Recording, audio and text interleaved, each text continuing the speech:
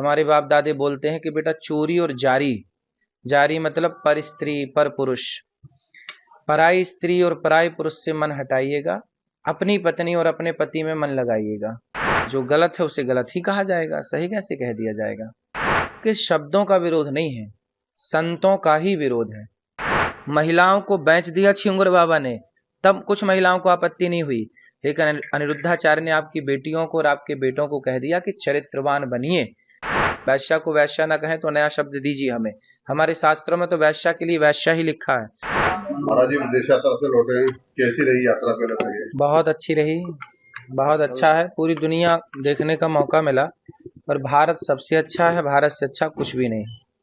चाहे आप दुनिया के किसी भी कोने में जाइए, पर भारत सबसे बेस्ट है। ये सब कहने की बातें हैं कि ये देश अच्छा है, ये देश अच्छा है, ठीक है। किसी देश में साफ सफाई को मेंटेन किया गया है, किसी देश में हरियाली को, हरे भरे को मेंटेन किया गया है, ये भी अपनी जगह सही है। भारत को भी हरा भरा और साफ सुथरा बनाया जा सकता है, पर भारत की मिट्टी जैसी, भारत की संस्कृति जैसी केवल भारत की ही संस्कृति है, किसी से कोई दूर दूर तक तुलना नहीं है। भारत द सबसे बेस्ट। महाराज जी जब आप बोलते हैं विवाद हो जाता है, आखिर ऐसी क्या वजह है कि जब आप बोलते हैं तो विवाद हो जाता है? सच्चाई सुनने में आई है कि सच्चाई कड़वी होती है, सच्चाई को निगलना बड़ा कठिन है। आज हमने यही तो बोला कि वैश्या को इस कलयुग में आप वैश्या नहीं कह सकते, तो ये विवाद का कारण बन गया कि आपने वैश्याओं को वैश्या क्यों कह दिया। लिव इन में रहना हमारे सनातन धर्म में हमारे बुजुर्ग बाप दादे हमारे कहते आए हैं कि बेटा चोरी और जारी से बचिएगा। जारी गांव का शब्द है, ठेठ आप लोगों ने भी सुना होगा। हमारे बाप दादे बोलते हैं कि बेटा चोरी और जारी, जारी मतलब पर स्त्री पर पुरुष, पराई स्त्री और पराई पुरुष से मन हटाइएगा, अपनी पत्नी और अपने पति में मन लगाइएगा। यही कह दिया तो विवाद हो गया।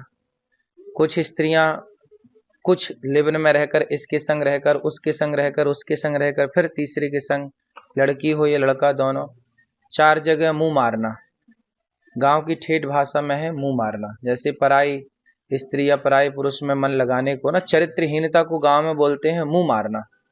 तो ये शुद्ध गांव की भाषा है, और ये जो गलत है उसे गलत ही कहा जाएगा, सही कैसे कह दिया जाएगा? महाराज जी आपका भाव तो ठीक था, लेकिन महिलाओं का आरोप है कि आपने जिस तरीके से व्यास गति से कहा उसको लेकर उनको आपत्ति है। पहली बात तो मैं आपको बताऊं कि ये बात प्रश्नोत्तरी, जैसे हम आपसे संवाद कर रहे हैं ना, हम एक संवाद के माध्यम से प्रश्नोत्तरी कार्यक्रम करते हैं, जो कि व्यास गद्दी से अलग कार्यक्रम है। तो ये व्यास गद्दी का कार्यक्रम था ही नहीं, पहली बात तो। दूसरी बात, आपने कहा कि आपने शब्द कुछ ऐसे कहे, ठीक है, पूज्य प्रेमानंद जी ने तो ऐसे शब्द नहीं कहे, फिर भी उनका विरोध हुआ। इसका मतलब है कि शब्दों का विरोध नहीं है, संतों का ही विरोध है। यदि शब्दों का विरोध होता तो केवल मेरा होता, फिर पूज्य प्रेमानंद जी ने तो शब्द ऐसे नहीं बोले, कठोर शब्द, फिर क्यों विरोध हुआ? क्योंकि आज के इस कलिकाल में संतों को टारगेट बनाया जा रहा है, संतों को किसी भी तरह से बदनाम किया जाए। जितना विरोध अनिरुद्धाचार्य का हुआ, क्या छिंगुर बाबा का हुआ, जो खुलेआम लड़कियों की सप्लाई करता था, 10-10 लाख में बेचता था? जो गलत कर रहा है उसके पुतले जलाए गए हों तो बताओ छिंगुर बाबा के? छिंगुर बाबा ने तो खुलेआम लड़कियों की सप्लाई की, 10-10 20-20 लाख में बेचा, और मुसलमान होके हिंदू बन के घूमता रहा।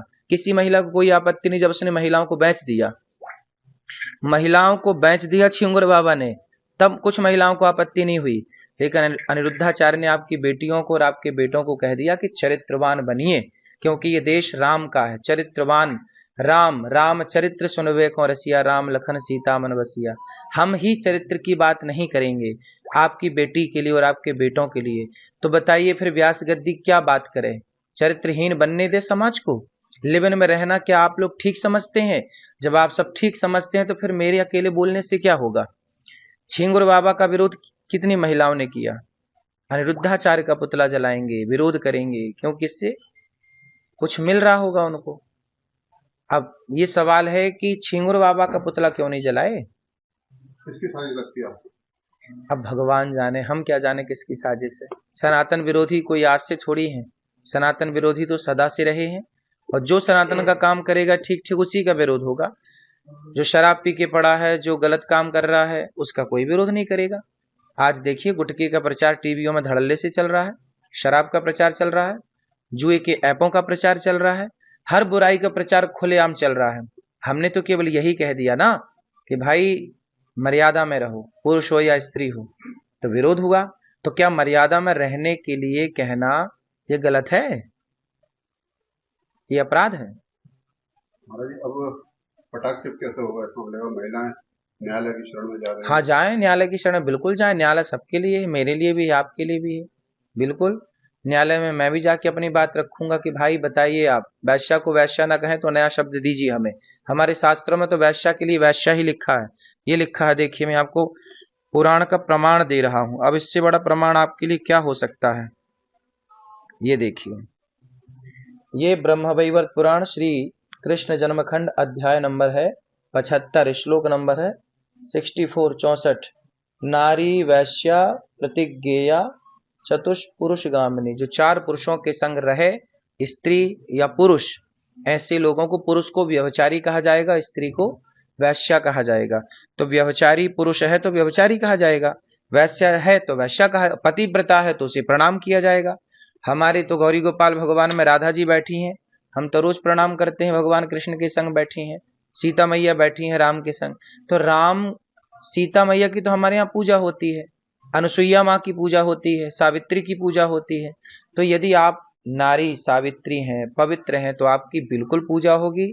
हमारे यहाँ तो सुहागन नारी को कहीं रास्ते में मिल जाए तो शुभ माना जाता है कि हम शुभ कार्य के लिए जा रहे थे, और एक पतिव्रता नारी सुहागन हमें दर्शन मिल गया तो हमारा कार्य निश्चित बनेगा। जैसे जाते समय गाय का दर्शन होना, कन्या का दर्शन होना, ब्राह्मण का, साधु का, ऐसे सुहागन स्त्री का दर्शन भी शुभ माना गया है। तो हमारे यहाँ तो नारियों को शुभ माना गया है। लेकिन किन नारियों को? जो कुलटा हैं, जो पर पुरुष से गमन करती हैं, या जो इस पुरुष पर नारी से गमन करता है, क्या ये भी उसी श्रेणी में आएगा?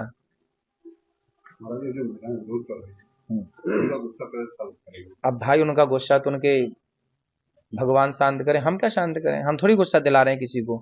वो कह रहे हैं कि हमारी गिनती 4 में कर दी। नहीं, आप 4 में क्यों रहें? आप जो 96 लोग हैं उनमें रहिए। हमारा जी उनका कहना है कि महाराज जी ने शास्त्र में जो कहा हुआ वैसा वैसा कह सकते हैं, और कानून में नहीं कह सकते। तो क्या नहीं, कानून की किताब धर्म से बड़ी नहीं है, समझ रहे हैं? धर्म धर्म रहेगा, कानून कानून रहेगा। कानून संसार के लिए है, धर्म पूरी सृष्टि के लिए है। इसलिए वेद पुराणों पर कानून लागू नहीं होगा। कानून की किताब कानून की जगह है, और वेद पुराण की जगह। वेद पुराण के ऊपर कानून थोड़ी चलेगा कि अब वेद पुराण कानून के हिसाब से चलेंगे। वाह। हमसे जुड़े रहने के लिए हमारे YouTube चैनल को सब्सक्राइब करें और नई वीडियो की नोटिफिकेशन के लिए बेल आइकॉन को दबाएं।